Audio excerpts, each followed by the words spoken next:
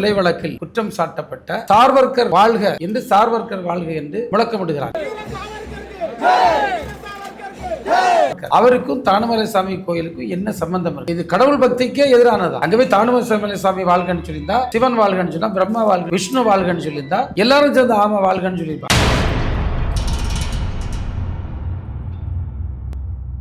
கன்னியாகுமரி மாவட்டத்தில் மிக பிரசித்தி பெற்ற திருக்கோயில்களில் ஒன்றான சுசீந்திரம் தானுமலை சுவாமி கோயில் 1000 ஆண்டுகளுக்கு மேல் ஒரு வரலாற்று பின்னணி கொண்டது.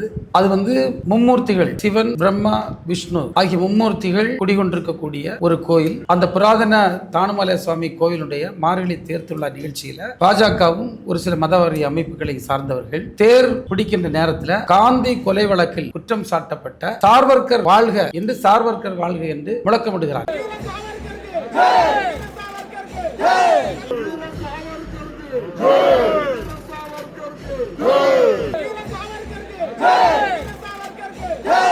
இது உண்மையிலேயே அங்கு வந்திருக்கூடிய தானுசாலமலை சாமி கோயில் பக்தர்களா மிகவும் புண்படுத்தக்கூடிய ஒரு செயல். அது மட்டுமல்ல, காந்தி மகாத்மா காந்தி அவர்கள் இந்த தேசத்தின் ஒற்றுமைக்காக, மத ஒற்றுமைக்காகவும், சாதி ஏற்றத்தாழ்வு ஒழிய வேண்டும் என்றும் குரல் கொடுத்ததற்காக அண்ணல் காந்தியடிகள் படுகொலை செய்யப்பட்டார். அந்த கொலை வழக்கில் குற்றம் சாட்டப்பட்டவர் சார்வர்கர். அவருக்கும் தானுமலை சாமி கோயிலுக்கும் என்ன சம்பந்தம் இருக்கு? அவர் ஒரு சாதாரண மனுஷன், இது ஒரு கோவில். இந்த கோவில்ல அந்த மார்கழி தேர் விழாவில் தேர் இழுக்கும் போது அங்கு சார்வர்கர் வாழ்க என்று முழக்கமிடுகிறார்கள். இது எதை காட்டுதுன்னா, பச்சையாக இன்றைக்கு பாஜகவும் மதவரி அமைப்புகளும் திருக்கோயில்களில் நுழைந்து அங்க இருக்கக்கூடிய மக்கள்கிட்ட தவறான கருத்துக்களை கொண்டு செல்லுகின்ற முயற்சியை மிக தெளிவாக காட்டுகிறது. இது வன்மையாக கண்டிக்கக்கூடியது, மிகுந்த வேதனை அளிக்கக்கூடிய ஒன்று. ஆயிரக்கணக்கான மக்கள் நம்பி வந்த இடத்துல இந்த மாதிரியான செயல்படுத்தி நடவடிக்கை தான் எடுக்கணும். இல்லை, நீங்கள் இது கண்டிப்பாக நடவடிக்கை காவல்துறை பார்த்துக்கிட்டோம், பொதுமக்கள் பார்க்கணும். என்னுடைய அன்பான வேண்டுகோள் இந்த மண் அதாவது யூனிட்டி இன் டைவர்சிட்டி தான் நம்முடைய பெருமை. நம்முடைய மாண்புமிகு கனிமொழி அக்கா அவர்கள் வெளிநாடுகளுக்கு இந்த சிந்தூர் ஆபரேஷன் சிந்தூர் சம்பந்தமாக வெளிநாடுகளில் ஆதரவு திரட்டுவதற்கு சென்றிருந்த ஒரு குழுவை தலைமை தாங்கி சென்றிருந்தார். அப்போது ஐரோப்பிய நாடுகளில் ஒன்றில் அவரிடத்தில் கேள்வி கேட்டார்கள், உங்க தேசத்தினுடைய மொழி என்ன? அவர்கள் புன்னகை முகத்தோடு சொன்னார்கள், யூனிட்டி இன் டைவர்சிட்டி, அந்த பன்மை தன்மையில் ஒற்றுமை என்பது என்று சொன்ன நேரத்தில் உலகமே அதை பாராட்டி, அப்படிப்பட்ட ஒரு நாட்டில் இந்த தேச சுதந்திரத்திற்காக போராடி, இந்த தேசத்தில் இருந்த சாதி கொடுமைகளை எதிர்த்து போராடி, இந்த தேசத்தில் சமய ஒற்றுமை வர வேண்டும் என்று போராடியவரை அதற்காக கொலை செய்த கும்பலில் அந்த கொலை குற்றவாளியாக குற்றம் சாட்டப்பட்டவரை பெயரை சொல்லி வாழ்க என்று தானுமலை சாமி கோயிலுக்கு உள்ள இந்த பிஜேபியும் மதவரி கும்பலும் முழக்கமிடுகிறார் என்று சொன்னால், அவங்களுக்கு மதத்தை வச்சு அரசியல் செய்வதை தவிர வேற என்ன நோக்கம் இருக்கிறது என்பது மிக தெளிவாக எனக்கு தெரிஞ்சு. இது ஒரு மிகவும் வேதனையான சம்பவம். இவர்கள்ட்ட தமிழ்நாட்டு மக்கள் மட்டுமல்ல, இந்திய நாட்டு மக்களே மிக கவனமாக இருக்க வேண்டும்.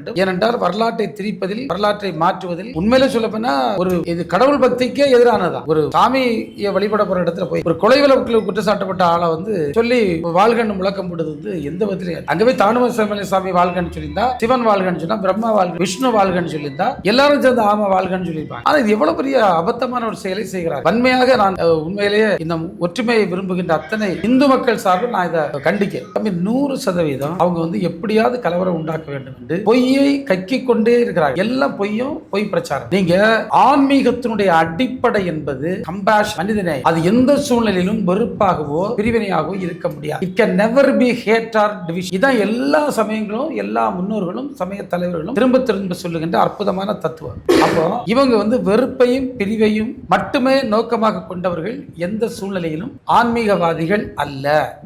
இவங்க மதவரியை கையில் எடுத்துக்கிட்டு மக்கள்கிட்ட தவறான செய்திகளை பரப்பி மதத்தின் பெயரால் மக்களை ஒன்றிணைத்து அதன் மூலமாக அரசியல் லாபம் பெற முயற்சிக்க கூடியவர்கள். தேர்தலை மையமாக வைத்துதான் இவர்கள் பல இடங்களிலையும் இப்படிப்பட்ட பிரச்சனைகளை உருவாக்குவதற்கு முயற்சி மேற்கொள்கிறார்கள். இதை மக்கள் தான் அடையாளம் கண்டுகொள்ள வேண்டும். தேசப்பிதா என்று போற்றப்படுகின்ற அண்ணல் காந்தியடிகள பேரை இப்ப நீக்கிறாங்க. நம்ம எல்லாருக்கும் தெரியும் ஒரு திட்டத்தில் இருந்து. இப்போ அதை விட 10 படி முன்னால தேசப்பிதாவை அவர் சமய ஒற்றுமை எதிர்க்கிறார், ஜாதியை எதிர்க்கிறார் என்ற காரணத்தினால் கொலை செய்த கும்பலில் கொலைப்பட்டியல் இருந்தவர் சார்வர்கர். அவ அந்த சார்வர்கர் வாழ்கன்னு ஒரு கோயில்ல திருத்தேர் இழுக்கக்கூடிய இடத்துல அவன் முழக்கமிடுறான்னா இது வேற எதுக்காக இருக்க முடியும்? இது வன்மையான கட்டணத்திற்குரியது.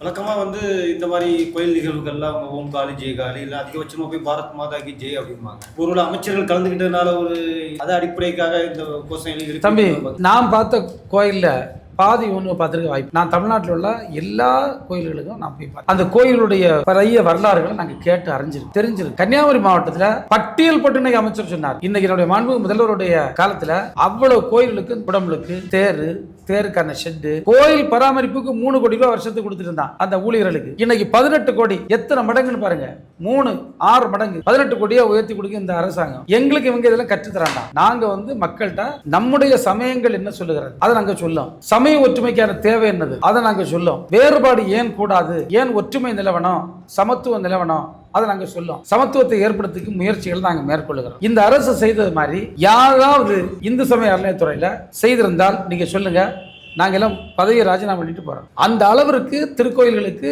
இந்த அரசு செய்திருக்கிறது. நம்முடைய மாவட்டத்தில் ஒரு கல்லை தூக்கி வச்சு நான் பார்த்ததில்லை இத்தனை ஆண்டு காலத்துல. ஆனா இன்னைக்கு நீங்க எல்லாம் பாக்குறீங்க எவ்வளவு சிறப்பு இந்த கோயில்களுக்கு செய்யப்படுகிறது. எனவே இதை பொறுத்துக்கிடவே முடியல அவங்களால. அவங்களுக்கு இதை பொறுத்துக்கிடவே முடியல. இந்த பிஜேபி மதவரி கும்பலுக்கு இங்க எதுவும் நடக்காட்டலாம் ஒண்ணும் இல்ல. மதம் முன்னால மதத்தை பேரை சொல்லி ஜாதி, நீ பிறந்து ஒன்னு முற்பிறவியில் செய்த கர்மத்தின் விளைவு, நீ இப்ப படிக்க முடியாது, நீ நல்ல வேலை செய்ய முடியாது, நீ நல்ல உடை உடைக்க முடியாது, நீ கோயிலுக்குள்ள வர முடியாது சொன்னான்.